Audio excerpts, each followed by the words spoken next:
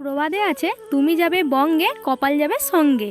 Hi everyone, প্রায় 2 যুগ পর আজকে যাচ্ছি ঘাটাল। তো আমি খুবই এক্সাইটেড, মানে এটা নিয়ে এক্সাইটেড হওয়ার মতো কিছুই হয়তো নয়, কিন্তু প্রায় 18-20 দিন পর আমি ঘাটাল যাচ্ছি, এই প্রথমবার। তো চলো আজকে ঘাটাল যাব, অনেক কিছু কাজ রয়েছে, অনেক কিছু কেনাকাটা করার আছে, চলো দেখতে। তো এখন আমরা বেরিয়ে পড়েছি ঘাটাল যাবো বলে, আর যার পথেই দেখলাম বাবা এখনো মাছ ধরছে। বর্তমানে আমাদের এখানের পরিস্থিতি আগের থেকে একটু ভালো হলেও ঘাটাল যাওয়ার রাস্তাটা পুরোপুরি বন্ধ, খোঁড়ার তা না হলে বন্দর হয়ে আমাদেরকে ঘাটাল যেতে হবে। আর এখানে কিছুটা রাস্তা হাঁটার পরেই কাকিমারা বসে গিয়েছিল। 20 মিনিট জলপথ, 1 ঘন্টা হাঁটা পথ। এখন এবারে টোটোর পথ কতটা?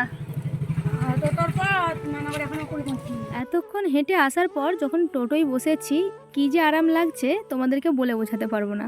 এখন চলে এসেছি কাচড়ার চৌমাথা। তোমরা আমাকে অনেকেই একটা প্রশ্ন বারবার করো, তোমার বাড়িটা ঠিক কোথায়? দেখো, আমার বাড়ি থেকে ঠাকুরানী চোখ মহোৎসবতলা আসতে ওই 10 মিনিট মতো সময় লাগে। আর এই কাচড়ার চৌমাথাকে এসে আমরা বাস ধরি। এই সোজা যাচ্ছে খানাকুল, বাঁ দিকে যাচ্ছে আরামবাগ, আর এখন আমরা যেই পথে যাচ্ছি এটা যাচ্ছে বন্দর।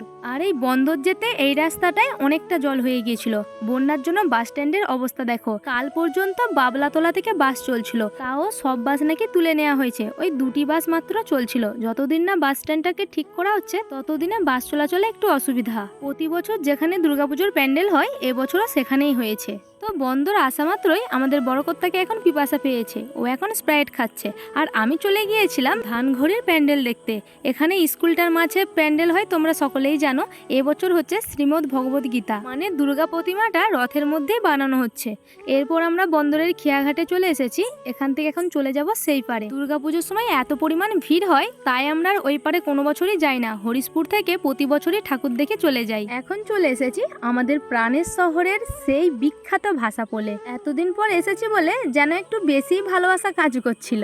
যাই হোক, আগে যে মেন কাজে এসেছি তার জন্য চলে যাচ্ছি এখন বর্দা। আর বর্দা যেতে যে এই রাস্তাটা এত সুন্দর লাগে যে কি বলবো। এই রাস্তায় একজন চা বিক্রেতা রয়েছে, ওখানে নাকি দারুণ সুন্দর চা বানায়। আমার খুবই ইচ্ছা আছে যে ওখানে একদিন চা খাওয়ার, কিন্তু সেটা আর মনে হয় পূরণ হবে না। যাই হোক, এখন চলে এসেছি ভিডিওতে। এখানে এসেই আমাদের এই বরকতটা খুবই বিরক্ত করছে, কিছুতেই বসতে চাইছে না। তাড়াতাড়ি ঘর চলো, তাড়াতাড়ি ঘর চলো। এই কাজটা হয়ে যা মাত্রই চলে এসেছি আড্ডা রেস্টুরেন্টে।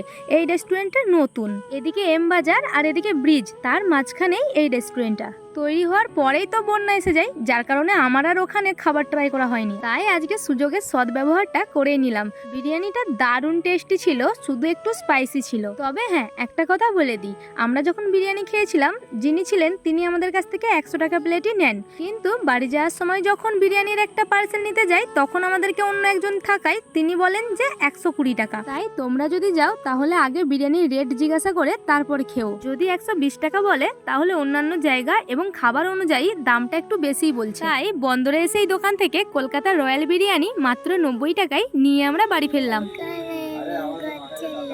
ঘর চলো, মানে বারবার বলছিল যে দেরি করোনি বাড়ি চলো, ওই জন্য এখন বলছে। তো চলো এখন আমরা যাই বাড়ি, আর এখন বাজছে 7টা। তো চলো এখন বাড়ি যাই।